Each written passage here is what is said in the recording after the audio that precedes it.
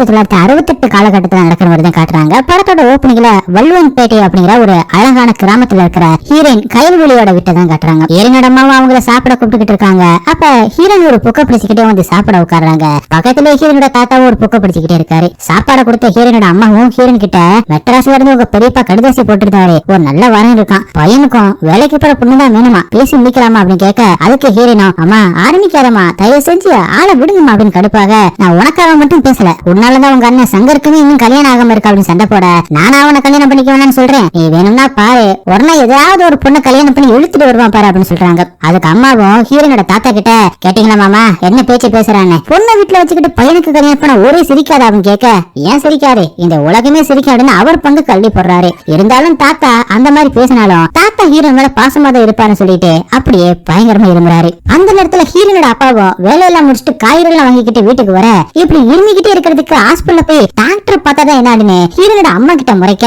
அதுக்கு தாத்தாவும் இருமல் வந்த டாக்டர் கிட்ட தான் போகணும், பின்ன இன்ஜினியரா பார்க்க முடியாதுன்னு மொக்க காமெடி அடிக்கிறாரு. தாத்தா அடிக்கிற ஊருக்காக போராட்டத்துல கொதிக்கிறதுனால அது பிடிக்காத ஹீரோனோட அப்பாவும் தாத்தா கிட்ட பேசுறதே இல்ல. அந்த நேரத்துல யாரோ வர மாதிரி சத்தம் கேட்கவும் எல்லாருமே இப்ப பாக்குறாங்க. வெளியில ஹீரோனோட அண்ணன் சங்கரு ஹீரோன் சொன்ன மாதிரி ஒரு பொண்ணை கல்யாணம் பண்ணி கூட்டிட்டு வந்திருக்கான். இதை பார்த்த மொத்த குடும்பமே வாயடிச்சு போக, அம்மா மட்டும் ஆரத்தி எடுக்கிறதுக்காக உள்ள போறாங்க. அதுக்கப்புறம் தாத்தாவும் அவங்க ரெண்டு பேத்தையும் நிக்க வச்சு அம்முக்கு மாதிரி இருந்துகிட்டு என்ன வேலை செய்றீங்க அப்படின்னு சண்டை போட, ஹீரோனோட அப்பாவும் சங்கர் கிட்ட, வீட்டுல கூட சொல்லாம கொள்ளாம அப்படி உங்களுக்கு கல்யாணத்துக்கு அவசரம், இப்ப இந்த பொண்ணோட அப்பா அம்மா கிட்ட போய் நான் என்னத்து பேசுறது அப்படின்னு கோவப்பட, அதுக்கு ஹீரோனோ, என் புள்ள அவசரப்பட்டு கல்யாணம் பண்ணிட்டான், உங்களுக்கு சரின்னா சொல்லுங்க, ஊரை கூட்டி முறைப்படி கல்யாணத்தை பண்ணல அப்படின்னு அவங்க வீட்டுல போய் கேளுங்கப்பா அப்படின்னு சொல்றாங்க. அதை கேட்ட அப்பாவும், சரி நான் போய் கேட்டு பாக்குறேன், ஆனா அதுக்கு முன்னாடி நீ இன்னும் கல்யாணத்துக்கு ஒத்துக்கணும், ரெண்டு கல்யாணத்தையுமே ஒரே மடியில பண்ணிடலாம், தங்கச்சி இருக்கும்போது அண்ணனுக்கு எப்படி கல்யாணம் பண்றது அப்படின்னு கோவமா சொல்ல, இந்த தங்கச்சிக்கு தான் முதல்ல கல்யாணம் பண்ணணும் அப்படின்னு எவன் கண்டுபிடிச்சான்னு ஹீரோன முற்போக்கு சிந்தனையோட பேச, அதுக்கு அவங்க அப்பாவும், நீ கல்யாணத்துக்கு ஒத்துக்க அப்படின்னா நான் தூக்குல தொங்கிடுவேன் அப்படின்னு தீர்மானமா சொல்லிட்டு போறாங்க.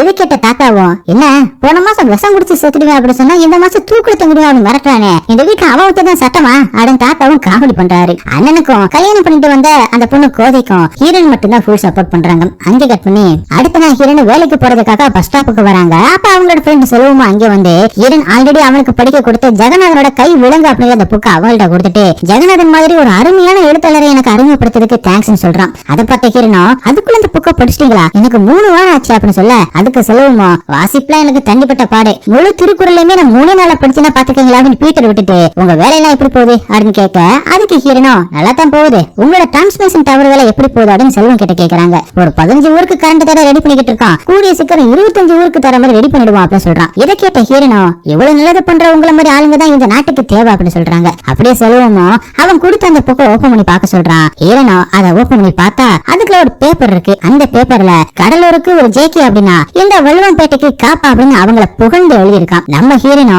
காப்பா அப்படிங்கிற ஆம்பளை பேர்ல நிறைய புக்கு எழுதி பப்ளிஷ் பண்ணிக்கிட்டு வராங்க. அப்பதான் செல்வமோ, உங்க பேர்ல எழுதி ரிலீஸ் பண்ணுங்க, அப்பதான் பெருமையா இருக்கும் அப்படி சொல்ல, அதுக்கு ஹீரோனோ, பெண்கள் தான் எழுதுறாங்க அப்படின்னு தெரிஞ்சா இந்த நாட்டுல யாருங்க என் புக்கெல்லாம் வாங்கி படிக்க போறாங்க அப்படின்னு சொல்றாங்க.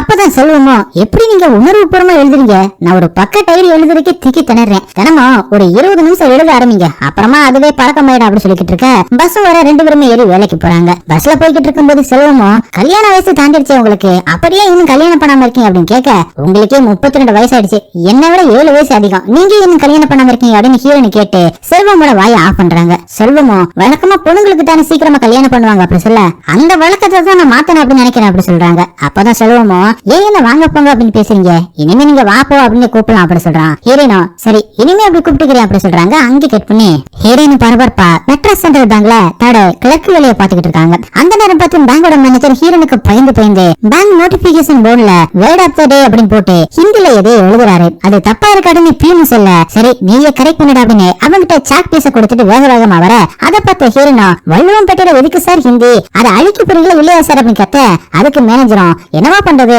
பேங்க்ல நிறைய ரூல்ஸ் பண்ணிட்டாங்கம்மா, என்னால ஒண்ணுமே பண்ண முடியாது அப்படின்னு சொல்லிட்டு ஹீரோனுக்கு பயந்து வேகமா உள்ள ஓடி போயிடுறாரு. அதை பார்த்த பக்கத்து டேபிள்ல இருந்த அலமேலும், என்னமா உங்க அண்ணன் கல்யாணம் பண்ணிட்டானே, அடுத்தது நீ தான் இந்த மாதிரி விஷயத்தெல்லாம் தள்ளிப்படக்கூடாதுமா அப்படின்னு அட்வைஸ் பண்ண, உடனே ஹீரோனோ, மாமி நீங்க உங்க டெல்லி டிரான்ஸ்பர் வேலையை முதல்ல பாருங்க, மாமா அங்க தனியா இருக்காரு அப்படி சொல்ல, அந்த நேரத்துல மேனேஜரும் பயந்து ஒரு ஆபீஸ் ஃபைல எடுத்துட்டு வர சொல்ல ஹீரோனுமே எடுத்துட்டு போறாங்க. அப்பதான் பீனோ அலமேலு கிட்ட வந்து, ஏன் ஹீரோனுக்கு ஹிந்தி பிடிக்காதா, சாரே பயந்து பேசுறாரு அப்படின்னு கேக்குறான். அப்பதான் அலமேலும், இதெல்லாம் ஒண்ணுமே இல்ல, ஒரு காலத்துல இந்த ஊரையே ஆட்டுன்னு ஆட்டினா பாரு அப்படின்னு சொல்ல, அப்படியே ஒரு பிளாஷ்பேக் போறாங்க. ஹீரோயின் என்சிசில இருக்கும் போது பரேட ஹிந்தில எடுக்கவும் தமிழ்ல சொல்லுங்க அப்படின்னு டார்ச்சர் பண்ண மரியாதை எடுத்தவனும் முடியாது அப்படின்னு சொல்ல, அப்ப எனக்கு என்சிசியே வேணும் அப்படின்னு தூக்கி போட்டு வந்திருக்காங்க. அதுக்கப்புறம் சென்ட்ரல் கவர்மெண்டோட பாரதிய பாஷி சபான்னு ஒண்ணு ஆரம்பிச்சு அதுக்கு தலைவரை ரங்கநாதனை போட்டிருக்காங்க. இது தெரிஞ்ச ஹீரோனும் அவரோட தாத்தாவும் வல்லுவம்பேட்டை மக்களை கூட்டிக்கிட்டு போராட்டம் பண்ணி ஒரு கட்டத்துல அந்த ரங்கநாதனை அடிச்சு வரட்டி விட்டுட்டாங்க. அந்த அளவுக்கு ஹீரோனும் அவங்களோட தாத்தாவும் ஹிந்தி திணிப்புக்கு எதிராக போராட்டம் பண்ணவங்க. அங்க கட் பண்ணி அப்படியே செல்வமும் டைரியை எழுதி முடிச்சுட்டு சாப்பிட உட்காரான். சாப்பாடு போட்டுக்கிட்டு அவனோட அம்மாவும், இந்த ஜில்லா ஃபுல்லாவே தேடி பார்த்துட்டேன், நீ எதிர்பார்க்கிற மாதிரி டிகிரி படிச்ச பொண்ணு ஒண்ணு கூட இல்லப்பா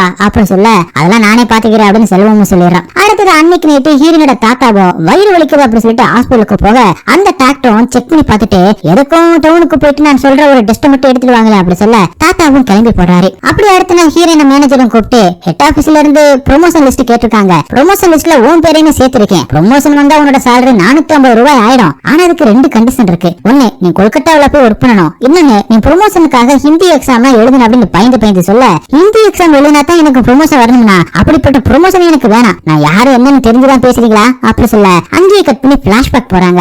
அந்த சபாவை மூடி ரங்கநாதனை வெளியில அனுப்புனதுக்காக ஒரே ஒண்ணு கூட இந்த வல்லவம்பேட்டைக்கே நீ பெருமை சேர்த்துட்டோம் அப்படின்னு ஹீரோனுக்கு ஒரு அவார்டுமே கொடுத்திருக்காங்க. அதை வாங்கிட்ட ஹீரோனோ, நான் செஞ்சது ஒரு சின்ன வேலைதான், அதுக்காக நம்ம பெருமை பார்க்க கூடாது. அறிஞர் அண்ணா சொன்ன மாதிரி இந்த புண்ணிய பூமியில பல மொழிகளும் பல கலாச்சாரங்கள் இருக்கு. இத மக்கள் ஒண்ணு கூட தான் காப்பாத்துறாங்க. ஆனா இது எல்லாத்தையுமே மீறி ஹிந்தியை திணிச்சா நாம அவங்களுக்கு சொல்ல வேண்டிய பதில் ஒன்னே ஒண்ணுதான், ஹிந்தி தெரியாது போயா அப்படின்னு பேச இது கேட்ட மக்களும் ஹிந்திக்கு எதிராக கொடி பிடிக்க ஆரம்பிக்கிறாங்க. இப்படி இருக்கும்போது நான் மட்டும் இப்படி ஹிந்தி எக்ஸாம் எழுதுவேன், அதனால முடியாது அப்படின்னு சொல்லிட்டு அங்கிருந்து வந்துடுறாங்க.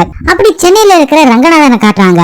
அவரும் இப்ப தங்கிட்ட இருக்கிற எல்லாத்தையுமே அழகு கடையில வச்சு அதுல வர காசலத்தை எடுத்து டெல்லியில இருக்கிற ஹெட் ஆபீஸுக்கு தந்தி கொடுக்கிறாரு. எப்படியாவது வல்லுவம்பேட்டையில மூடின அந்த சபாவை திரும்ப திறக்க சொல்லி. ஆனா இவர் போடுற எந்த ஒரு தந்திக்கும் எந்த ஒரு பதிலுமே வரமாட்டேது. அங்கே கட் பண்ணி ஹீரோனோ அவங்க வழக்கமா சாப்பிடுற அமிர்தா மிஸ்ல டீ குடிக்க உட்கார்ந்துகிட்டு இருக்கும்போது செல்வமும் அங்கே வந்து ஹீரோன் கிட்ட வாங்குற இன்னொரு புக்க கொடுத்துட்டு இப்ப என்ன கதையை எழுத போறீங்க அப்படின்னு கேட்க ஹீரோனோ எதுவுமே சிக்க மாட்டேங்குங்க அப்படின்னு சொல்ல, அதுக்கு செல்வமும் பொண்ணுங்களை 15 வயசுல கல்யாணம் பண்ணி கொடுக்குறாங்களே அதை பத்தி எழுதுங்க அப்படின்னு சொல்ல, இந்த ஐடியா நல்லா இருக்காதுன்னு ஹீரோனை நினைச்சுக்கிட்டே வீட்டுக்கு கிளம்புறாங்க. வீட்டுக்கு வந்து பார்த்தா ஹீரோனை பொண்ணு பார்க்க அவங்க அப்பா ஒரு குடும்பத்தை கூட்டிட்டு வந்து உட்கார வச்சிருக்காரு. இதை பார்த்ததுமே ஹீரோனை டென்ஷன் ஆகி அவங்க எல்லாருமே அசிங்கமா திட்டி வெளியில அனுப்புறாங்க. இதை பார்த்து அப்பாவும் ஹீரோன் கிட்ட நீ கல்யாணம் வேணும்னு சொல்லிப்பாரு, நான் தூக்குல தொங்கிடுவேன் அப்படி சொல்ல வர உடனே ஹீரோனா தொங்குங்கப்பா சொல்லிக்கிட்டே இருக்காதீங்க அப்படின்னு சொல்லிட்டு போறாங்க. அப்பாவும் வாயடிச்சு பாக்குறாரு. ஹீரோனோட அம்மாவும் அவர்கிட்ட வந்து பொண்ணு சொல்ற மாதிரி தொங்கிடாதீங்க அப்படின்னு காமெடி பண்ணிட்டு போறாங்க. அடுத்தது ஹீரோனோட தாத்தாவும் டாக்டர் பார்த்து டெஸ்ட் கொடுத்து அந்த ரிப்போர்ட் என்னாச்சு அப்படின்னு பாக்க வர அந்த டாக்டரும் ரிப்போர்ட்டை படிச்சு பார்த்துட்டு தாத்தா கிட்ட தயங்கி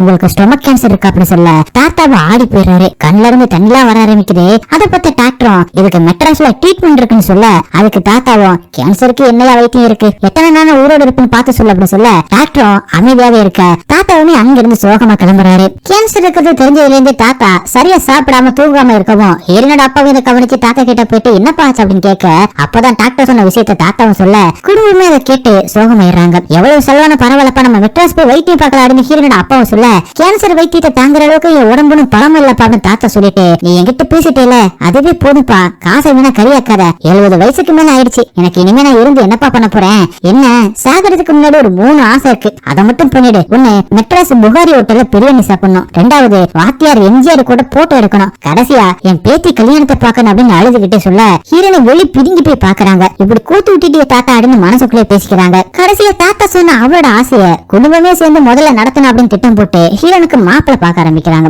ஆனா கல்யாணம் பண்றதுல ஹீரோனுக்கு துளி கூட விருப்பம் இல்ல. வேற வழி இல்லாம தாத்தாக்காக கல்யாணம் பண்ண சம்மதிக்கிறாங்க ஹீரோயின். ஆனா அவங்களுக்கு தகுந்த மாதிரி மாப்பிள்ள செட் ஆகவே இல்ல. அவங்கள அதை பத்தி யோசிச்சுக்கிட்டே இருக்கும்போது தான் செல்வமும் அங்கே வர அவனை பார்த்த ஹீரோனோ இவனுமே நம்ம மாதிரி முற்போக்கு சிந்தனை வேண்டவன் தானே, பேசாம இவனையே கட்டிக்கலாமே அப்படின்னு முடிவு பண்ணி அவங்கிட்டயே நாம 2 பேருமே கல்யாணம் பண்ணிக்கலாமா அப்படின்னு கேட்க அவனும் எந்த ஒரு பதிலும் சொல்லாம அங்கிருந்து போயிடுறான். அப்படி ரங்கநாதனும் அந்த சபாவோட தமிழ்நாடு தலைவர் மூர்த்தியை பார்த்து என்னோட மனுக்கு டெல்லியில இருந்து ஏதாவது பதில் வந்துச்சு அப்படின்னு கேட்க அதுக்கு மூர்த்தியும் என்னையா வல்லவம்பட்ட சபாவை பிடிச்சு தொங்கிக்கிட்டு இருக்க, அதை விட்டுட்டு வேற வேலை எப்படியா, வேணும்னா சொல்லு மெட்ராஸ் சபால ஒரு நல்ல போஸ்டிங்கா போட்டு தரேன் அப்படி சொல்ல கடுப்பான ரங்கநாதனும் எனக்கு பிரசிடென்சி போஸ்ட் கொடுத்தா கூட எனக்கு வேணாம், வல்லவம்பட்ட சபாவை திறக்கணும் அவ்வளவுதான் அப்படி சொல்ல அதுக்கு மூர்த்தியும் சரி நான் பாத்துக்கிறேன், அது வரைக்கும் பிஎம் ஆபீஸுக்கு டெலிகிராம் அனுப்புறது நிறுத்துங்கயா, டெய்லியுமே அனுப்பிக்கிட்டு இருக்கீங்க, எனக்கு போன் போட்டு திட்டிக்கிட்டு இருக்காங்க, ஆல்ரெடி வல்லவம்பட்ட சபாவை மூண்டதே நம்ம ஆர்கனைசேஷனுக்கு பிளாக் மார்க் ஆயிடுச்சு, இது புரியாம நீங்க வேற டென்ஷன் பண்ணாதீங்க அப்படி சொல்ல என் வாழ்க்கையே இந்த சபாக்காக அர்ப்பணிச்சிருக்கேன், என்ன ஒரு பொண்ணு அசிங்கப்படுத்தி அனுப்பிட்டா அதுக்கு நான் கேட்க துப்பு இல்ல, சீக்கிரம் அந்த சபாவை திறக்கல அப்படின்னா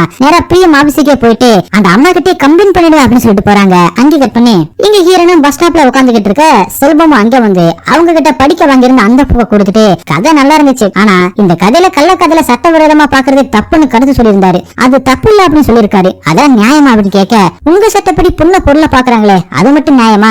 ஆனா பொண்ணும் சட்டம் எல்லாரையுமே சரிசமமா பாக்கணும் அப்படின்னு சொல்லிட்டு அன்னைக்கு சொன்னதுக்கு நீங்க பதிலே சொல்லாம போயிட்டீங்க அப்படின்னு கேட்க ஆரம்பிக்கிறாங்க.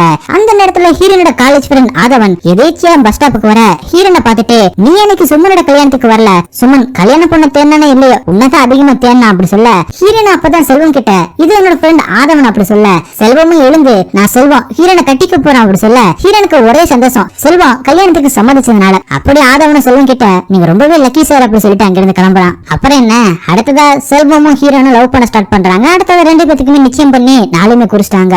அப்படி நிச்சய நாள் வர ஹீரோனும் அலங்காரம் பண்ணிட்டு வந்து பெரியவங்க கால்ல விழுகுறாங்க. அப்ப கூட்டத்துல இருந்தவங்களும் அப்படி மாப்பிள்ளை கால்ல விழுந்து ஆசீர்வாதம் வாங்கிக்கமா அப்படின்னு சொல்ல, செல்வமே எழுந்து நிக்க போறான். அந்த நேரத்துல ஹீரோனும் நானே ஆடு மாடா எல்லாரும் காலுமே விழுகிறதுக்கு அப்படின்னு சண்டை போடுறாங்க. அதுக்கு செல்வமோ அதெல்லாம் தேவையில்லை, அதை எதிர்பார்க்கிற ஆளு நான் இல்ல அப்படின்னு சொல்லிடுறான். ஆனா செல்வத்துக்குள்ளயுமே உள்ளுக்குள்ள இந்த மாதிரி எல்லாம் பண்ணணும் அப்படின்னு ஆசை இருக்கு போல. ஹீரோனுக்கு முன்னாடி மட்டும் முற்போக்கு சிந்தனை வாய்ந்தவ அப்படின்னு மாதிரி நடிக்கிறான். அடுத்து தட்டு மத்த போகும்போது ஹீரோனும் செல்வமோட அம்மா எங்க அப்படின்னு கேட்க, அதுக்கு செல்வமோ நல்ல காரியம் நடக்கும் போது எப்படி ஒரு உதவியை வச்சுக்கிட்டு ஆரம்பிக்க முடியும் அப்படின்னு சொல்றாப்ல. அதுக்கு ஹீரோனும் பெரிய ஒரு பிரச்சனை கேட்ப அப்படின்னு சொன்ன, நீயே இப்படி யோசிக்கிற அப்படின்னு சொல்ல, எனக்கு இதெல்லாம் நம்பிக்கையிலன்னு உனக்கே தெரியும்ல, உங்க அப்பா அம்மா ஏதாவது தப்பா நினைச்சுப்பாங்கன்னு தான் எங்க அம்மாவை உள்ள இருக்க சொன்னேன் அப்படின்னு சொல்லி சமாளிச்சுக்கிட்டு அம்மாவை கூப்பிடுறான். அப்படியே தட்டு மாத்தி எல்லாம் முடிச்சதுக்கு அப்புறம் ஹீரோனோட அப்பாவும் நான் பொண்ணை பெற்றவன் என்ன வேணும்னு சபையில சொல்லிட்டீங்கன்னா நான் கொடுத்துடுவேன் அப்படி சொல்ல, செல்வமோ அவங்க அம்மா கிட்ட எதையோ சொல்ல போறான். அந்த இடத்துல ஹீரோனோ அப்பா என்ன பேசுறீங்க, எதிர்பார்ப்பு தவம் பொறுப்புன்னு வரதட்சணை கொடுத்துதான் கல்யாணம் பண்ணிப்பா அப்படின்னு அந்த கல்யாணமே வேணாப்பா அப்படின்னு சொல்றாங்க. என்னடா போற இடம்லாம் முட்டுக்கிட்டே இருக்கான்னு செல்வம் நினைக்கிறாப்ல. அப்பதான் அவங்க அம்மாவும் என் பையனுக்கு கல்யாணம் ஆகுமோ ஆகாதான்னு நினைச்சுக்கிட்டு இருந்தேன், இப்ப கல்யாணம் நடக்க போகுது அதுவே போதும் வேற எதுவுமே எனக்கு வேணாம் அப்படின்னு சொல்லிடுறாங்க. அப்படி கல்யாணத்துக்கான நாளுமே குறிக்கிறாங்க. அங்கே கட் பண்ணி என்னதான் வரதட்சணை கொடுக்க வேணாம் அப்படின்னு ஹீரோன் அவங்க அப்பா கிட்ட சொன்னாலும் அவரும் சும்மா இல்லாம ஒரு டூ வீலரை வாங்கி ஹீரோனுக்கு தெரியாம செல்வம் கிட்ட கொடுக்குறாரு.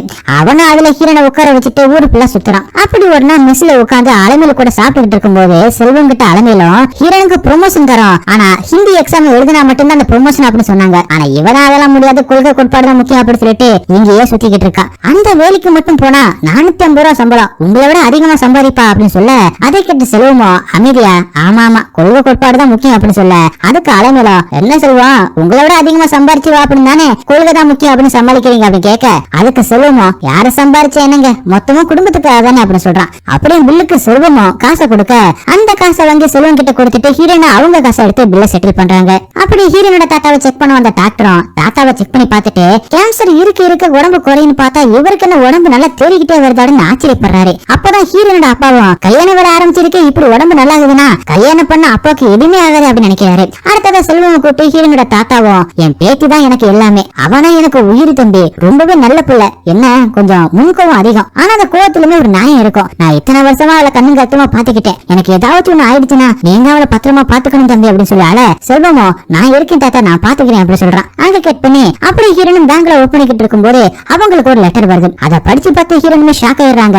அலமிலோ என்னாச்சு அப்படின்னு கேட்க, நான் கதை எழுதுற அந்த பத்திரிக்கை ஆபீஸுக்கு கா பாண்டியன் ஆம்பளை இல்ல பொம்பளை அப்படின்னு எவனோ வள்ளுவம்பேட்டையில இருந்து மொட்டை கடைசி போட்டிருக்கான் அப்படி சொல்ல, அதுக்கு அலமிலோ நீ ஒரு பொண்ணுன்னு தெரிஞ்சிருச்சு, இனிமே நீ எழுதுற அந்த கதையை பப்ளிஷ் பண்ணுவாங்களா அப்படின்னு கேட்க, அதெல்லாம் ஒண்ணும் பிரச்சனை இல்ல மாமி, நான் ஒரு பொண்ணுதான் அப்படின்னு பத்திரிக்கை ஆபீஸுக்கு நல்லாவே தெரியும் அப்படி சொல்ல, அப்படின்னா உனக்கு நல்லா தெரிஞ்சவன அந்த வேலையை பார்த்திருப்பான் அப்படின்னு சொல்ல, ஹீரோனுக்கு செல்வம் மேல தான் டவுட் வருது. அவன் கொடுத்த அந்த லெட்டர்ஸ் எல்லாத்தையுமே எடுத்து அந்த மொட்டை கடைசி கூட மேட்ச் பண்ணி பாக்குறாங்க. ஆனா எதுவுமே மேட்ச் ஆகல. அதனால ஹீரோனும் செல்வமோட வீட்டுக்கு வந்து அவங்க அம்மா கிட்ட செல்வமோட புக்ஸ் எல்லாம் எங்க இருக்கு, அவரோட பிறந்த நாளைக்கு நான் ஒரு புக்கை கிஃப்ட் பண்ணலாம்னு இருக்கேன், அதனால அவருக்கு பிடிச்ச மாதிரி தரலாம் அப்படின்னு சொல்ல, அவங்களுமே செல்வமோட ரூம திறந்து விடுறாங்க. ஹீரோனுமே செல்வமோட டேபிள்ல இருந்து அவனோட டைரி எடுத்து பாக்குறாங்க. அந்த டைரியில அவனோட ஒன்னத்தெல்லாம் கேட்க வச்சிருக்கான். அதுல ஹீரோனோ வாப்போ அப்படின்னு செல்வத்தை ஒரு நான் கூப்பிட, பெண்கள் இப்படி ஆம்பளை வாப்போன்னு சொல்லலாம், கல்யாணம் பண்ணிட்டு வச்சுக்கலாம் அப்படின்னு அன்னைக்கு எழுதி வச்சிருக்கான். இன்னொரு பக்கத்துல கள்ளக்கதலை பத்தி இவ்வளவு நுணுக்கமா எப்படி உனக்கு தெரிஞ்சிச்சு, எழுத இடம் கொடுத்தா என்ன வேணா எழுதுவியா, இந்த எழுத்துக்கு ஒரு முட்டுப்புள்ளி வைக்கிறேன், யார் அந்த சுமன் யார் அந்த ஆதவன், அவையே என்ன பத்தி லக்கின்னு சொல்லணும், கல்யாணம் பண்ணிட்டு பாத்துக்கலாம் அப்படின்னு ஒரு பக்கத்துலயும், என்னன்னா நிச்சயம் நடந்த அன்னைக்கு விதவிகள் உடம்பெட்டி ஏறணும்னு சொல்லல, அதுக்காக நல்லா காரியம் நடக்கிற இடத்துல அவங்க இருக்கு, கல்யாணம் பண்ணிட்டு பாத்துக்கலாம், வரதட்சணை என்ன என் வீட்டுக்கு வரதுக்காக நீ குடுக்கற ஒரு தச்சனை அவ்வளவுதான், லைஃப் லாங்க என் வீட்டுல 2 கொடுக்காம இலவசமா தங்கி சாப்பாட சாப்பிட நீ குடுக்கற ஒரு கூலி, இதுல உனக்கு நான் வந்துச்சு காப்பா, கல்யாணம் முடியட்டும், அதுக்கு அடுத்த பக்கத்துல உன்னையே கட்ட போற எனக்கு நீ சாப்பிட்ட பிள்ளை கட்ட தெரியாதா, நீ புருஷனுக்கு காசு எடுத்து நீட்ட சம்பாதிக்கிற திமிரு, இதுல நீ என்ன விட அதிகமா சம்பாதிச்சா நான் உனக்கு பணியோட செஞ்சுக்கிட்டு நீ போற இடத்துக்கு பின்னாடி வரணுமா, இதை நான் ஏத்துக்கவே மாட்டேன் அப்படின்னு அவனோட பிற்போக்குத்தனத்தை எல்லாத்தையுமே அவனோட டைரியில கக்கி வச்சிருக்கான். இப்போது இவனுக்கு செல்வத்தோட உண்மையான முகம் எல்லாம் தெரிய வருது. இந்த விஷயம் எல்லாத்தையுமே ஹீரோனோ அவங்களோட அண்ணன் கிட்ட சொல்ல அண்ணியும் பயங்கரமா கோவப்பட்டு எல்லாத்தையுமே இந்த செல்வம் பையன் பிளான் போட்டு தான் பண்ணிட்டு வந்திருக்கான், பேசாம அவனை கொண்டுறலாம் அப்படின்னு சொல்றாங்க. அதுக்கு அண்ணனும் எல்லாத்தையுமே சொல்ல முடியாது, தாத்தாவோட கேன்சர் விஷயம் அவனுக்கு முன்னாடியே தெரியாதுல அப்படின்னு சொல்ல தற்செயலா நடந்த ஒரு விஷயத்தை அவனுக்கு சாதகமா அவன் பயன்படுத்திக்கிட்டான். நான் அவனை கல்யாணம் பண்ணிக்க மாட்டேன்னு ஹீரோன்னு சொல்ல தாத்தாவோட நிலைமையை கொஞ்சம் யோசிச்சு பாத்தியா, கல்யாணம் நடக்காது அப்படின்னு தெரிஞ்சா அவ்வளவுதான், பேசாம அவனை கல்யாணம் பண்ணிக்க, அதுக்கப்புறம் எல்லாமே தானாவே சரியாயிடும் அப்படின்னு சொல்ல அவன் ஒரு ஃப்ராட் அப்படின்னு தெரிஞ்சவன் எப்படி நான் கழுத்து நீட்டுறது, அதெல்லாம் முடியாது அப்படின்னு ஹீரோனை கோவப்பட்டு கல்யாணம் வேணாம்னு நான் சொன்னதானே தாத்தா கஷ்டப்படுவாரு, செல்வமே சொன்னா அவனை ஓட விட்டு அடிப்பாரு, அதுக்கப்புறமா நடந்த உண்மையில சொல்லலாம் அப்படின்னு சொல்ல அண்ணியும் அவனை கட்டிக்க என்னெல்லாம் பண்ணிருக்கான், அவளை லேசா கல்யாணம் வேணாம் அப்படின்னு சொல்லிடுவானா அப்படின்னு கேட்க அப்புறம் என்னதான் பண்றது அப்படின்னு எல்லாருமே குழம்பி உட்கார்ந்துருக்காங்க. அப்பதான் ஹீரோனோட அண்ணனும் ஹீரோனை பார்த்து நீ பேசாம பேங்க் எக்ஸாம் எழுதி பாஸ் பண்ணி ப்ரொமோஷனை வாங்கிடு, அப்படியே டிரான்ஸ்பர் கிடைச்சா அவனே உன்னை வேணாம் அப்படி சொல்லிடுவான் அப்படின்னு நல்ல ஒரு ஐடியா கொடுக்குறாப்ல. ஹீரோனுக்குமே அதுதான் சரின்னு படுது. அடுத்த நாள் ஹீரோன் மேனேஜரை பார்த்து எனக்கு ப்ரொமோஷன் வேணும், அதனால அந்த ஹிந்தி எக்ஸாம் நான் எழுதுறேன் அப்படின்னு சொல்றாங்க. என்னடா இது ஹிந்தின்னு வாயை திறந்தாலே அடிக்கிறவ இன்னைக்கு ஹிந்தி எக்ஸாம் எழுதுறேன் அப்படின்னு சொல்றாளே அப்படின்னு மேனேஜர் ஆச்சரியமா பாக்குறாரு. அப்படியே அந்த ஐடியாவை அலமேல் கிட்ட சொல்ல அதுக்கு அலமேலும் நாளைக்கே செல்வம் வந்து உனக்கு ப்ரொமோஷன் வந்தாலும் பரவாயில்ல, டிரான்ஸ்பர் வந்தாலும் பரவாயில்ல, நான் உன் பின்னாடி நிக்கிறேன் அப்படின்னு சொன்னா என்ன பண்ணுவா அப்படின்னு கேட்க அதுக்கு ஹீரோனோ அது மாதிரி கண்டிப்பா அவன் சொல்ல மாட்டான், அவன் மண்டல என்ன ஓடிக்கிட்டு இருக்குன்னு எனக்கு நல்லாவே தெரியும்னு சொல்றாங்க. அதுக்கப்புறம் அலமேலும் ஹீரோனுக்கு ஹிந்தி கத்து கொடுக்க பாக்குறாங்க. ஆனா சுட்டு போட்டாலும் வர மாட்டேங்குது. அந்த நேரம் பார்த்து ஸ்கூல் ஃபங்க்ஷனுக்கு ஹீரோனை கூப்பிடுறாங்க. அந்த ஃபங்க்ஷனுக்கு ஹீரோன் போக அந்த பேச்சு பட்டியல ஹீரோன் மாதிரி ஒரு குட்டி பொண்ணு தமிழ் மொழியை பத்தி ஆக்கப்பூர்வமா பேசிட்டு நம்ம ஹீரோன் மாதிரி ஹிந்தி திணிப்புக்கு எதிராக நாமளே நிக்கணும் அப்படி சொல்றாங்க. இதை கிட்ட ஹீரோனோ நாமளே ஹிந்திக்கு எதிராக நின்னோம், இப்ப நாமளே கத்துக்க போறோம் அப்படின்னு கில்ட்டியா ஃபீல் பண்றாங்க. அன்னைக்கு நேற்று ஹீரோனோட அண்ணனோ நீ ப்ரொமோஷனுக்கு அப்ளை பண்ண போற அப்படின்னு நேரா செல்வத்துக்கிட்ட சொல்லிருக்கலாம்ல அப்படி சொல்றாரு. அதுக்கு ஹீரோனோ நான் சொல்லியிருந்தா செல்வம் தாத்தா கிட்டையும் அப்பா கிட்டையும் பேசி தடுத்து நிறுத்திருப்பான் அப்படி சொல்ல இதை கேட்ட அண்ணியும் என் குடும்பத்துக்கு வேண்டிய ஒரு லாரி டிரைவர் இருக்கான், அவங்கிட்ட ஒரு 500 ரூபாய் கொடுத்த போதும் ஆளே அடிச்சு தூக்கிடுவான், செல்வத்தை காலி பண்ணலாமா அப்படின்னு கேக்குறாங்க. அதெல்லாம் வேணாம், நான் ஹிந்தி கத்துக்கிட்டா போதும், ஆனா ஸ்கூல்ல அந்த பொண்ணோட பேச்சு கேட்டதுல இருந்து ஹிந்தி படிக்கவே வர மாட்டேங்குது அப்படின்னு சொல்றாங்க. ப்ரொமோஷன் வேணும்ன்ற ஆனா ஹிந்தி கத்துக்க மாட்டேங்கிற, இப்ப என்னதான் பண்றது அப்படின்னு அண்ணன் கேட்க அதை நான் பாத்துக்கிறேன் அப்படின்னு சொல்லிட்டு ஒரு பக்கம் செல்வத்தை அவாய்ட் பண்ணிக்கிட்டு ஆபீஸ் பியூன் கிட்ட அவருக்கு நல்ல ஹிந்தி தெரியும்ல அவர்கிட்ட ஹிந்தி டியூஷன் படிக்கிறாங்க. செல்வத்தை ஹீரோனை அவாய்ட் பண்றது செல்வத்துக்கு தெரிய வந்து அவங்கள பாக்குறதுக்காக பஸ் ஸ்டாப், பேங்க், மெஸ், அப்புறம் ஹீரோனோட வீடு அப்படின்னு இப்படி எங்க போனாலும் அவங்கள பார்க்க முடியல. அதனால செல்வமும் பயங்கர கோவத்துல இருக்கான். இன்னொரு பக்கம் ஹிந்தி எக்ஸாம் எழுதுற அந்த டேட்டும் வந்துருச்சு. ஆனா இதனால வரைக்கும் ஹீரோயின் ஏ கௌமி அப்படிங்கிற அந்த வார்த்தை கூட ஒழுங்கா சொல்லல. அதனால ஹீரோனோட அண்ணி கிட்ட எக்ஸாம் டேட் வரை நெருங்கிடுச்சு, ஆனா ஹிந்தில ஒண்ணுமே கத்துக்கலையே அப்படின்னு சொல்லி புலம்ப அதுக்கு அண்ணியோ நீ ஹிந்தி எக்ஸாம் தானே எழுதணும், அதுக்காக நீ ஹிந்தி கத்துக்கணும்னு அவசியம் இல்லையா அப்படின்னு சொல்ல அப்புறம் ஹீரோனோட அண்ணனோ நாமே உனக்கு பதிலா இன்னொரு ஆளை செட் பண்ணி ஹிந்தி எக்ஸாம் எழுத வைக்க கூடாது, எனக்கு தெரிஞ்ச ஒரு ஆள் ஒருத்தர் இருக்கான், அவனை வச்சு முடிச்சுல அப்படின்னு சொல்லிக்கிட்டு இருக்கும் போது ஹீரோனோட அப்பா வேக வேகமா ஓடி வந்து தாத்தா மயங்கி விழுந்துட்டாருன்னு சொல்ல அவரை அள்ளி போட்டுக்கிட்டு ஹாஸ்பிட்டலுக்கு போறாங்க. டாக்டர் செக் பண்ணி பார்த்துட்டு இந்த மாதிரி நேரத்துல இதெல்லாம் சகஜம்தாப்பா அப்படின்னு சொல்றாரு. அந்த நேரத்துல செல்வமும் அங்க வந்து தாத்தா நல்லா இருக்கும் போது சீக்கிரம் அந்த கல்யாணத்தை நடத்தணும் அப்படின்னு சொல்றான். ஹீரோனுக்கு செல்வம் மேல வெறுப்பாதான் வர ஆரம்பிக்குது. அப்படி அடுத்த நாள் ஹீரோன் மேனேஜரை பார்த்து என் கல்யாணம் சீக்கிரமா நடக்க போகுது, அதனால இந்த ஹிந்தி எக்ஸாம நம்ம ஊர்ல நடக்கிறதுக்கு முன்னாடி சித்தூர்ல அந்த எக்ஸாம் நடக்க போகுது, அதுல என் பேர் சேர்த்துருங்க அப்படி சொல்ல மேனேஜரும் கண்டிப்பா சேர்க்கிறேன் அப்படி சொல்றாரு. இதெல்லாம் ஹீரோனுக்கு தப்பா பட அண்ணன் கிட்டையும் அண்ணி கிட்டையும் நான் பண்றதெல்லாம் தாத்தா கிட்ட சொல்ல போறேன், அவரா பார்த்து ஏதாவது பண்ணட்டும் அப்படி சொல்லிட்டு நைசா தாத்தா கிட்ட வந்து சொல்லலாம் அப்படின்னு நினைக்கும் போது அந்த நேரம் பார்த்து அண்ணனும் கையில ஒரு கவரோட வந்து உங்க மேனேஜர் உன் பேரை லிஸ்ட்ல சேர்த்துட்டாரு அப்படின்னு சொல்ல இப்ப ஹீரோன் அந்த எக்ஸாம் வேற யாராவது வச்சு எழுதல அப்படின்னு முடிவு பண்ணி அதுக்கான ஆளை தேட ஆரம்பிக்கிறாங்க. அப்பதான் பீனு வாட்டமா வந்துச்சுக்க அவனை வச்சு அந்த எக்ஸாம் எழுத வச்சிடலாம் அப்படின்னு ஐடியா போட்டு அதுக்குன்னு ஹீரோனோட அண்ணனையும் அவங்க தாத்தா கூட இருக்கிற 2 பேத்த ஹெல்ப்புக்கு கூப்பிட அவங்களுமே வரேன்னு சொல்றாங்க. அப்படி ஹீரோன் எக்ஸாம் எழுத போக அவங்களுக்கே தெரியாம செல்வமோ அவங்கள ஃபாலோ பண்ணிட்டே வரான். ஹீரோன் எக்ஸாம் ஹாலுக்கு போய் ஜன்னல் வர சீட்டா பார்த்து உட்கார்றாங்க. அண்ணன் செட் பண்ணி வச்ச ஆளு இன்விசிலேட்டர் திசை திருப்பி ஹீரோன் கிட்ட இருந்த கொஸ்டின் பேப்பரையும் ஆன்சர் பேப்பரையும் பிடிட்டு போயிட்டு பீன் கிட்ட கொடுக்க அவனும் அந்த கொஸ்டின் எல்லாத்தையுமே படிச்சுட்டு அதுக்கு சரியான ஆன்சரை எழுதி தரான். அதை எடுத்துட்டு வந்து திரும்ப இன்விசிலேட்டரை திசை திருப்பி ஹீரோன் கிட்ட கொடுக்க ஹீரோனும் அதை இன்விசிலேட்டர் கிட்ட கொடுத்துட்டு அங்கிருந்து போறாங்க. இது எல்லாத்தையுமே செல்வமும் ஒளிஞ்சு நின்று பாத்துக்கிட்டு இருக்கான். ஹீரோன் ப்ரொமோஷனுக்கு எக்ஸாம் எழுதுறது அவனுக்கு சுத்தமா பிடிக்கல. அப்படி அன்னைக்கு நேற்று மெஸ்ல டீ சாப்பிடுறதுக்காக ஹீரோனும் அவங்க அண்ணன் அம்மி கூட வர சொல்லி வச்ச மாதிரி செல்வமும் அங்க வந்து என்ன வேலையா சித்தூர் வரைக்கும் போன அப்படின்னு கேட்க இதுக்கு மேல மறைச்சு ஒரு பிரயோஜனம் இல்ல அப்படின்னு சொல்லிட்டு ப்ரொமோஷன் எக்ஸாம் எழுத போனேன் அப்படின்னு சொல்ல அதுக்கு செல்வமும் ப்ரொமோஷன் கிடைச்சு நீ கொல்கத்தா போயிட்டா நான் இப்படி அங்க வருவேன் அப்படின்னு கேட்க நீ இதுக்கு அங்க வரணும் அப்படின்னு ஹீரோன் கேட்டு நோஸ் கட் பண்றாங்க. அப்படியே செல்வமும் அமைதியா அப்போ கொள்கை கோட்பாட்டுல என்னத்துக்காகிறது அப்படின்னு கேக்குறான். ஹீரோன் அதுக்கு என் கருத்து வெகுஜனங்களுக்கு எல்லாம் போய் சேரணும், நான் கொல்கத்தா போய்தான் ஆகணும் அப்படின்னு சொல்றாங்க. இப்பதான் அவன் பேச்சு ஒரு மாதிரி இருக்கு, என்கிட்ட ஒரு வார்த்தை கேட்டிருக்கலாம் அப்படி சொல்ல நான் ஏன் உங்ககிட்ட கேட்கணும் அப்படின்னு ஹீரோனை சத்தமா பேச செல்வமும் அங்கிருந்து அமைதியா கிளம்பிடுறான். அப்படியே வீட்டுக்கு வந்து டைரி எழுதிக்கிட்டு இருக்கிற அந்த நேரத்துல செல்வத்துக்கிட்ட வந்து அவங்க அம்மாவோ உங்க பாட்டி போட்டா வேற கம்மல ஹீரோன் கிட்ட கொடுத்துடலாமா, அவன் மேல உயிரா இருக்கா, அன்னைக்கு கூட வீட்டுக்கு வந்து உன்னோட புத்தகங்கள் எல்லாத்தையும் எல்லாத்தையுமே பார்த்துட்டு உனக்கு பிடிச்ச மாதிரி புத்தகத்தை பிறந்த நாளைக்கு கொடுக்கணும் அப்படின்னு சொன்னா. செல்வத்துக்கு இப்பதான் உண்மை புரிய வர அவங்க அம்மாவை அடிச்சு போட்டு இப்படிதான் யார் வந்தாலும் என் ரூம கட்டுவியா அப்படின்னு கோவப்பட்டுட்டு இங்க நடந்ததை வெளியில சொன்ன நான் உயிரோட இருக்க மாட்டேன் அப்படின்னு சொல்லிட்டு போறான். அடுத்த நான் செல்வமும் ஒரு மொட்டை கடதாசியை யாருக்கோ போஸ்ட் பண்ணிட்டு ஹீரோனை பார்த்து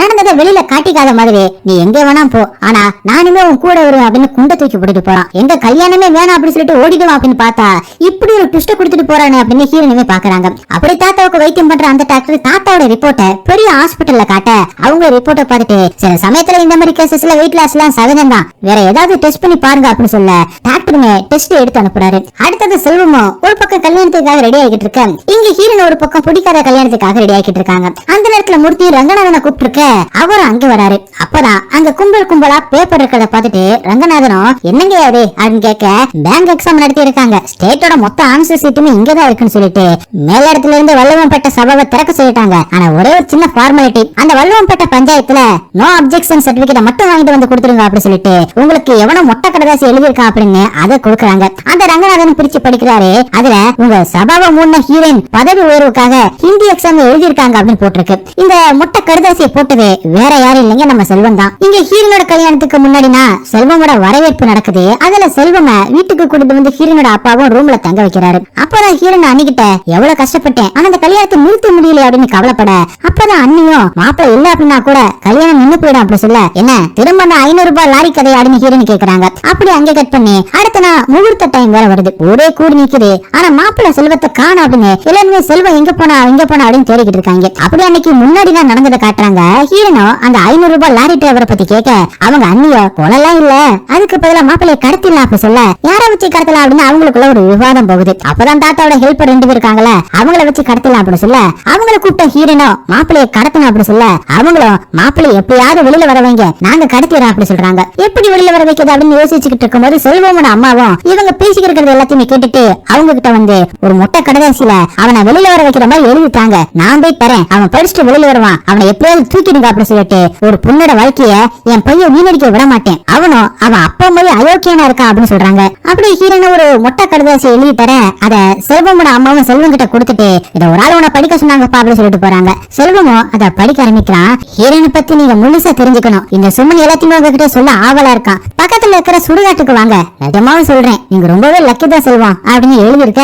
அத படிச்சிட்டு செல்வமும் அடுத்த ராத்திரியில சுடுகாட்டுக்கு போக அங்க வச்ச அந்த 2 தாத்தாவுமே செல்வத்தை தூக்கி செல்வத்தோட வீட்லயே கைகால கட்டி போட்டு வச்சிருக்காங்க. இந்த பக்கம் டாக்டரும் தாத்தாவோட ரிப்போர்ட்டை பார்த்துட்டு தாத்தா கிட்ட எதே சொல்ல வராரு. அங்க கட் பண்ணி முகூர்த்த டைமுக்கு மாப்பிள்ளைய காணோம் அப்படின்னு சொல்லிட்டு ஐயருமே கூவிக்கிட்டு இருக்க. இன்னொரு பக்கம் டாக்டரும் தாத்தாவை தனியா கூப்பிட்டு ஏதோ சொல்ல பாக்குறாரு. ஆனா தாத்தாவும் மாப்பிள்ளைய காணோம் அப்படிங்கிற அந்த டென்ஷன்ல டாக்டர் சொல்ல வரத கவனிக்கவே இல்லை. ஒரு கட்டத்துல மாப்பிள்ளை வராததால கல்யாணமும் நின்னு போயிடுச்சு அப்படிங்கிற சந்தோஷத்துல ஹீரோனுமே சந்தோஷப்படுறாங்க. ஆனா அந்த சந்தோஷம் ரொம்ப நேரம் நீடிக்கல. அதுக்குள்ள அந்த செல்வமும் அங்கிருந்து எப்படி தப்பிச்சு கல்யாணம் நடக்கிற அந்த இடத்துக்கு வந்துடுறான். மாப்பிள்ளை வந்ததுனால திரும்ப கல்யாணத்தை ரெடி பண்ண போக அந்த நேரம் பார்த்து ரங்கநாதன் அங்கே வந்து தாத்தா பக்கத்துல உட்கார்ந்துகிட்டு மேடையில இருக்கிற ஹீரோனை பார்த்து ப்ரமோஷன் கல்யாணம் இதெல்லாம் நல்லா நடக்குதுல, இதெல்லாம் தாத்தாவுக்கு தெரியாதுல உன் ப்ரமோஷனை பத்தி அப்படின்னு கேட்க தாத்தாவும் எங்க இவன் கல்யாணத்தை நிக்க வச்சு ஏதாவது பிளான வச்சிருப்பா அப்படின்னு நினைச்சு உங்களுக்கு இப்ப என்ன வேணும் அப்படின்னு கேட்க வள்ளுவம்பேட்டையில சபாவை திறக்க பர்மிஷன் கொடுத்துட்டாங்க, பஞ்சாயத்துலயுமே நோ அப்செக்ஷன் தரேன்னு சொல்லிட்டாங்க, நீங்களும் உங்க சகாக்களும் கலாட்டா பண்ணாம இருந்தா போதும். அதுக்கு தாத்தாவும் நீ எதை வேணா தோந்துக்கையா, நாங்க எந்த ஒரு பிரச்சனையுமே பண்ண மாட்டோம், நீங்க தயவு செஞ்சு இங்க இருந்து கிளம்பு அப்படின்னு சொல்ல ரங்கநாதன் கிளம்ப ஹீரோன் தாத்தாவை ஒரு மாதிரி பாக்குறாங்க. தாத்தா எப்பவுமே போராட்டம் தமிழ்னு இருப்பாரு, இப்ப என் கல்யாணத்துக்காக இப்படி மாறிட்டாரு அப்படின்னு பாக்குறாங்க. அப்படி செல்வமும் தாலி கட்ட போக அதை தடுத்து நிறுத்தி தாலியை தூக்கி போட்டுட்டு வெளியில போய்கிட்டு இருந்த ரங்கநாதன் நிறுத்தி உங்க சபாவை இங்க துறக்க விட மாட்டேன் அப்படி சொல்ல ரங்கநாதனும் நினைச்சேன் உன்னால சரியா சோறு கூட சாப்பிட முடியல, ஏதோ ஒரு புண்ணியம் வந்தா நீ ஹிந்தி எக்ஸாம் எழுதுனதை எனக்கு மொட்டை கழுதாசி போட்டான், கடைசியா கேக்குறேன் அந்த சபாவை துறக்க விடுவியா இல்லையா அப்படின்னு கேட்க ஹீரோனும் செல்வத்தை ஒரு லுக்கு விட்டுட்டு ரங்கநாதன் கிட்ட வந்து ஹிந்தியை கட்டாயமா கத்துக்கிறத ஊரா போய் திணிக்கிறது முதல்ல நிப்பாட்டுங்க, அதுக்கப்புறமா பாப்போம் அப்படின்னு சொல்ல அதுக்கு ஊருக்காரங்களும் சப்போர்ட் பண்றாங்க. அப்பதான் ரங்கநாதனும் என்ன ஹிந்தி கத்துக்கூடாது அப்படின்னு சொல்லிட்டு உங்க தமிழ் தாயின் செல்ல பிள்ளை ஹிந்தி எக்ஸாம் எழுதி பாஸ் பண்ணிருக்கா அப்படின்னு சொல்லிட்டு ஹீரோனோட ஆன்சர் சீட்டை தூக்கி காட்டிட்டு இவ என்ன மட்டும் இல்ல உங்க எல்லாருமே ஏமாத்திட்டா, பணத்தாசை யார விட்டுச்சு அப்படின்னு சொல்ல அப்பதான் ஹீரோனும் ப்ரமோஷனுக்காக ஹிந்தி எக்ஸாம் எழுதுனே அப்படின்னு சொல்ல ரங்கநாதனும் ஹிந்தி ஒழிக அப்படின்னு கோஷம் போட்டுட்டு இப்படி ஹிந்தி எக்ஸாம் எழுதி பாஸ் பண்ணிருக்கீங்க அப்படின்னு சொல்ல அதுக்கு ஹீரோனும் ஹிந்தி ஒழிக திணிக்காதீங்க அப்படின்னு நான் இங்க சொன்னேன். ஹிந்தி திணிப்பதானே ஒழிக்கணும் அப்படின்னு சொல்றேன். அதெல்லாம் உங்களுக்கு எப்படி புரிய போகுது அப்படின்னு சொல்ல ஊருக்காரவங்களும் என்னம்மா இப்படி பண்ணிட்ட, உன்னை நம்பி வந்த போராளிகளுக்கு இதுதான் நீ செய்யற கைமாறா அப்படின்னு கேட்க, அப்ப செல்வமா இங்க வந்து இப்ப என்ன பாஸ் பண்ணிட்டா அவ்வளவுதானே, அதை நீங்க கேன்சல் பண்ணுங்க அப்படின்னு ரங்கநாதன் கிட்ட சொல்லிட்டு வா நம்ம கல்யாணம் பண்ணிக்கலாம் அப்படின்னு கூப்பிட ஹீரோனா அவனை தட்டி விட்டுட்டு நான் பண்ணது தப்புதான், அதுக்காக ஊராளுங்க எனக்கு என்ன தண்டனை கொடுத்தாலும் ஏத்துக்கிறேன், என் வேலையை நான் ராஜினாமா பண்ணா கூட பரவாயில்ல, ஆனா நான் காசுக்காகவோ பதவிக்காகவோ இதை பண்ணல, இந்த கல்யாணத்தை நிறுத்தம் தான் பண்ணேன் அப்படின்னு சொல்ல அதை கிட்ட செல்வமா ஏமா இப்படி பண்ண, என்ன உனக்கு பிடிக்கலையா அப்படின்னு கேக்குறான். ஏறினோ நான் ஏன் கல்யாணத்தை நிறுத்தினு உனக்கு தெரியாதுல அப்படின்னு கேட்க சத்தியமா தெரியாதுமா அப்படின்னு செல்வம் சொல்றான். உனக்கு தெரியாதுல அப்ப நானே சொல்றேன் அப்படின்னு சொல்லிட்டு செல்வத்துக்கு ஆண்மை குறைவு, அதனாலதான் நான் கல்யாணத்தை நிறுத்தினேன் அப்படின்னு ஊர் முன்னாடி சொல்ல கோவத்துல செல்வமோ யாருக்கு ஆண்மை குறைவு, போனா போதுன்னு வேலைக்கு போறத பொறுத்துக்கிட்டேன், ப்ரொமோஷன் அது இதுன்னு பெண்ணையும் பேசினேன் அதையுமே பொறுத்துக்கிட்டேன், அதே மீறி வரதட்சணையே வாங்காம கல்யாணம் பண்ணிக்கலாம் அப்படின்னு சொன்னா அதையும் ஒத்துக்கிட்டேன், படிச்ச திமிரிடு உனக்கு அப்படின்னு சொல்ல கூட்டத்துல இருந்து அண்ணியும் கோவப்பட்டு என்னடா ஓர பேசுற, லாரியை வச்சு நசிக்கிறீங்க அப்படின்னு சவுண்ட் விடுறாங்க. அவங்கள தடுத்து நிறுத்தின ஹீரோனும் செல்வத்தை பார்த்து உனக்கு ஆண்மை குறைவு, நீ எழுதின அந்த டைரியை பார்த்தாலே நல்லா தெரியுது அப்படின்னு சொல்ல அங்கிருந்த ரங்கநாதனும் எப்பா எனக்கு ஒரு வழி சொல்லுங்கப்பா அப்படின்னு சொல்றாரு. அதுக்கு ஹீரோனும் என்னைக்கு உங்க சபா இந்து திணிப்புக்கு துணை போகாம இருக்கோ அன்னைக்கு வாங்க பேசிக்கலாம் அப்படி சொல்ல அவருங்க அங்கிருந்து கிளம்புறாரு. இதெல்லாம் பார்த்த தாத்தாவும் ஹீரோன் கிட்ட இப்ப என்ன உனக்கு ஹிந்தி திணிப்புக்கு எதிராக போராட்டம் பண்ணணும் அவ்வளவுதானே, நீ முதல்ல கல்யாணத்தை பண்ணிக்கமா அப்புறமா போராட்டத்துக்கு போலாம் அப்படி சொல்ல வீட்டுல இருக்கிற பெண்களுக்கு எதிராக நடக்கிற அந்த அநியாயத்தை தட்டி கேட்கறத விட வெளியில நியாயத்துக்காக போறது ரொம்பவே முக்கியம்ல அப்படின்னு ஹீரோன் கேட்க தாத்தாவும் அமைதியா இருக்காரு. அப்பதான் ஹீரோனோ வேணாம்னு சொன்ன ஹிந்திய திணிக்கிறதுக்காக மட்டும் தட்டி கேட்கறீங்கல்ல, ஆனா நான் கல்யாணத்தை வேணாம் சொன்னா மட்டும் ஏன் நீ கட்டாயப்படுத்துறீங்க அப்படின்னு ஹீரோனை கோவப்படுறாங்க. அதுக்கு ஹீரோனோட அப்பாவும் உன்னை கேட்டு நம்ம கல்யாணத்துக்கு ரெடி பண்ணோம், இப்ப வேணாம்னு சொன்ன என்ன அர்த்தம் அப்படின்னு சண்டை போட நல்லா கேளுங்க நான் அடங்க புரியறிய இப்போது புத்தி வரட்டும் அப்படின்னு ஹீரோனோட அம்மா வந்து சொல்றாங்க. அப்ப ஹீரோனோ செல்வம் பேசுனது எல்லாத்தையுமே கேட்டுட்டு தானே இருந்தீங்க, இன்னுமா உங்களுக்கு புரியல, திடீர்னு வந்தா திணிப்பு காலங்காலமா இருந்த கலாச்சாரமா அப்படின்னு சொல்ல தாத்தாவும் என்ன மன்னிச்சிருமா கேன்சர்ல நான் சாக போறேன் நினைச்சுதான் இந்த முடிவை நான் எடுத்தேன் அப்படின்னு சொல்ல அந்த டாக்டரும் யோ தாத்தா உனக்கு கேன்சரே இல்லையா, டெஸ்ட் எடுத்த இடத்துல தப்பா ரிசல்ட்ட கொடுத்துட்டாங்க, உனக்கு வெறும் கேஸ்ட்ரிக் ப்ராப்ளம் தான் அப்படின்னு சொல்ல ஊரே சேர்ந்து அவனை அடிச்சு துரத்துறாங்க, தப்பா வைத்தியம் பாக்குறாங்கன்னு. அதுக்கப்புறம் செல்வமோ ஹீரோனை கையெடுத்து கும்பிட்டு என் அறிவுக்கு திறந்து வச்சுட்டேன், இனிமே உனக்காக தான் நான் இருப்பேன் அப்படின்னு சொல்ல செல்வமோட அம்மாவும் அவனை பலார்னு கண்ணத்துல அரைஞ்சு இன்னும் எத்தனை காலத்துக்கு தாண்டா நடிச்சுக்கிட்டே இருப்பா அப்படின்னு பாக்குறாங்க. அதை புரிஞ்சுக்கிட்ட ஹீரோனோ செல்வமோட அம்மா கிட்ட நன்றி சொல்லிட்டு என்ன மன்னிச்சிடுங்க அப்படின்னு சொல்லிட்டு போறாங்க. அப்படியே கல்யாணமும் நின்னு போகுது. அடுத்த ஹீரோனும் பஸ் ஸ்டாண்ட்ல வெயிட் பண்ணிக்கிட்டு இருக்கும் போது மெட்ராஸ்ல இருந்து ஒருத்தர் வந்து இறங்கி காப்பாவோட ஊர் இதுதானா, நான் அவரை பாக்கணுமே, எவ்வளவு உணர்ச்சி பூர்வமா எழுதுறாங்க, அவரோட எழுத்தெல்லாம் பார்க்கும்போது அவர் அப்படியே ஒரு பெண்ணா மாறிடுவார் அப்படின்னு சொல்ல அப்பதான் ஹீரோனோ அவங்கிட்ட நான் தான் அந்த காப்பா அப்படின்னு சொல்லி அறிமுகமாகறாங்க. இதோட அந்த படமும் முடியுது. படம் ஓகே இருந்துச்சு, உள்ள போய் படத்தை பார்க்கல, பாதி மேல உட்காந்து கேம் தான் ஆட்டு நாங்க, அதெல்லாம் இல்ல ஜஸ்ட் ஒரு படம் இருந்துச்சு டிக்கெட் போட்டு வந்தது தான், படம் அவ்வளோலாம் கிடையாது, தயவு செஞ்சு ரெக்கமெண்ட்லாம் பண்ணல யாருக்கும். காமெடி இல்லை, காமெடி இல்லை, ஒரு கிளைமேக்ஸில் ஒரு த்ரில் இல்லை, ஃபினிஷிங் இல்லை. ஆமாம் ஃபெமினிசம் விமன் எம்பவர்மெண்ட்ஸ் அவங்க சொன்ன கருத்து ஓகே, அதில் தப்பு சொல்ல முடியாது. புரியல ப்ளஸ்ஸா ப்ளஸ்ஸா அவங்க மெசேஜ் தான் ப்ரோ ப்ளஸ், அவங்க என்ன சொல்ல வராங்கன்னு ரொம்ப ஓப்பனாக தெரியுதா, இந்த ஹிடனே இல்லை எல்லாம் ஃபுல்லாக அதான் பண்ணிடுறேன். புரியல. ஆமாம் ஹிந்தி ஹைலைட் பண்ணிடுறாங்க எல்லாரும், நான் ஹிந்தி ஸ்பீக்கிங் ஸ்டேட்ஸ் எல்லாம் நீங்கள் ஹிந்தி வந்து படிக்கணும் டிமாண்ட் பண்ணாதீங்க, நீங்கள் அந்த மாதிரி தான் ப்ரோ சொல்லிடுறாங்க, நாங்கள் வந்து எதுக்கு ஹிந்தி மேண்டேட்டரியாக பண்ணோம் அந்த மாதிரி தான் கேட்டுறாங்க.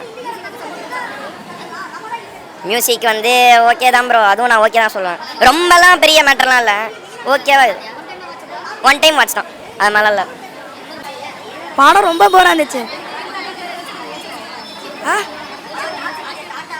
ரொம்ப போராக இருந்துச்சு. நான் 3 பேர் போனோம், இங்கே மேலே டர்ஃப் இருந்துச்சு, விளையாட்டு அப்படியே படத்துக்கு போகலான்னு போகும்போது நாங்களாம் ஒன்றா தான் போனோம், கேம் விளையாட்டு இருந்தோம், கால் ஆஃப் டியூட்டி அங்கே உட்காந்து இவங்க 2 பேர் என்ன பண்ண கதையே இல்லை, சும்மா இந்திக்கும் பெண் சுதந்திரத்துக்கு ஒரு காம்பினேஷனில் கதையை வச்சு ஓட்டியிருக்காங்க, எல்லாமே அவுடேட்டட் கான்செப்ட்.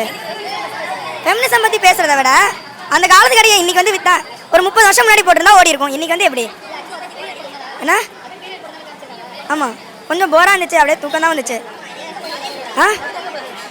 ஒரு மற்ற படத்தில் நான் அங்கங்கே ஒரு சீன் பார்த்துட்டு வந்தேன். ஆமாம் ஆமாம் போர் அடிக்கும் போது தான் வெளியே போய் சாப்பிட்டு வர்றது ஆவரேஜாக இருக்குது. ஆமாம் ஒன் டைம் அதுக்கு மேலே கிடையாது, ஏன் ஒன் டைமே கஷ்டம்னு சொல்கிறேன். வந்துடாதீங்க, 200 ரூபா கொடுத்தாலும் வந்துடாதீங்க.